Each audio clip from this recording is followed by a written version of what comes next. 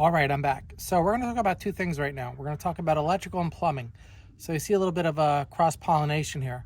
So for people that are doing tiny home on wheels, this is really applicable. So if you're doing a tiny home that's stationary, like on a property, you're going to maybe have a septic tank or a cesspool or maybe an incinerating toilet, but more on that in another video. But for this application, for the wheeled tiny home, what I did is I thought long and hard about, what is my goal?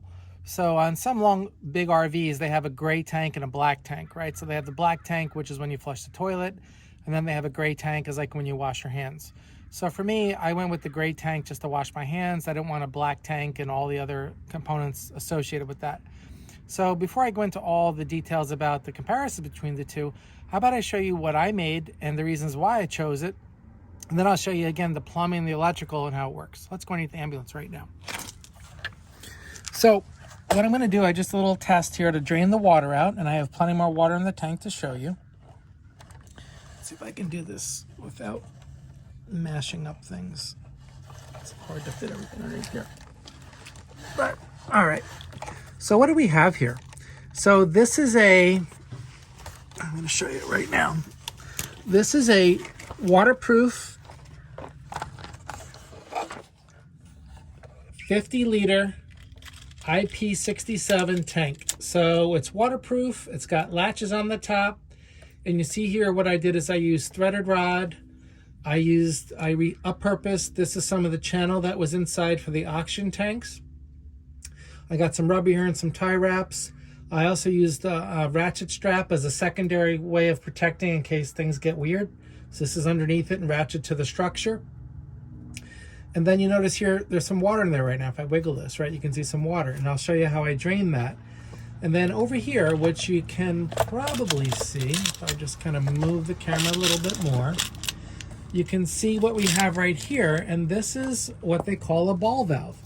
So this is a 12-volt ball valve. So these comprise of the two DC appliances that I focused on, again, for the availability, usability. And essentially what happens is it's like a little ball bearing in there. So when you press the button, what happens is this ball moves and then it drains the water. So while we're watching right now, I'll show you how I did it again. So what you can see here is I have this flex here, right? It's everywhere. I use this black Coilex stuff. You can get at big box retailers, at automotive stores. You can buy it on Amazon. We'll go through all the parts list in another video. And then over here, I have this clear white pipe, again, that I have some extra. I used part of that as a fill tank for the fresh water. And then again, this runs down from the sink. So over here, where that clear pipe goes, again, I wanted something that was flexible. I also mounted this 2-hole strap here to the structure. And to me, this was a way to provide a little bit of flexibility. And you can see that stuff is super hard. I know it's a little bit cool out in the wintertime, but it maintains its integrity. And then again, it comes into here. And again, what I did is I drilled a hole into this thing, and then I used some grommets, I used some fittings. And again, the reason why I also chose this is because if you look at a lot of gray tanks out in the marketplace, is that there's really no way to clean them. And maybe call me old-fashioned, but this is to me like a sink, and I want to be able to scrub the sink. So if it starts accumulating stuff, I want to get it out of there. So that was the reason why I chose this particular GrayTank. And I welcome any feedback anybody has about the idea. But it's working for the last 5 months, and it's worked really well, so I can't complain. And again, all I'm doing in here, just for sake of reference, is I'm just washing my hands. So there might be a little bit of Castile soap, Dr. Bronner soap in here, but as you can see right now, the water's pretty clean in here. And again, I'm just going to go press a button. I'm going to show you how this drains the water out. It's real simple, and it's a little ball valve, and you'll see it spill out of here. And again, I love the ability where I can change this out electrically or plumbingly. If I have a bad pump, I just remove this. I can take this right off.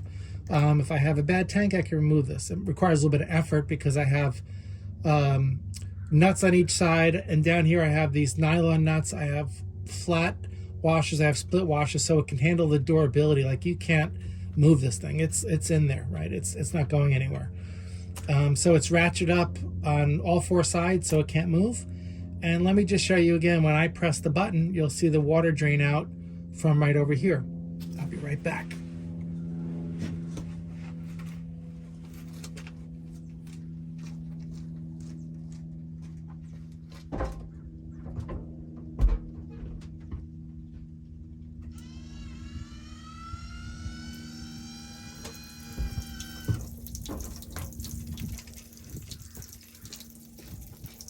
All right, so now you see the water coming out, right? So I will turn that off to limit the water on the ground.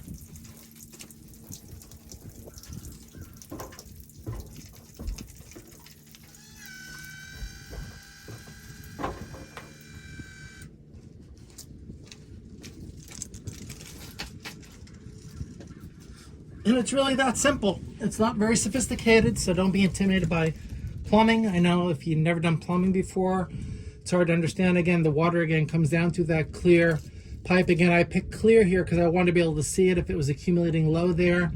Again, I can disconnect it. I can take it apart with the fittings. I like the idea of being able to look inside and clean things.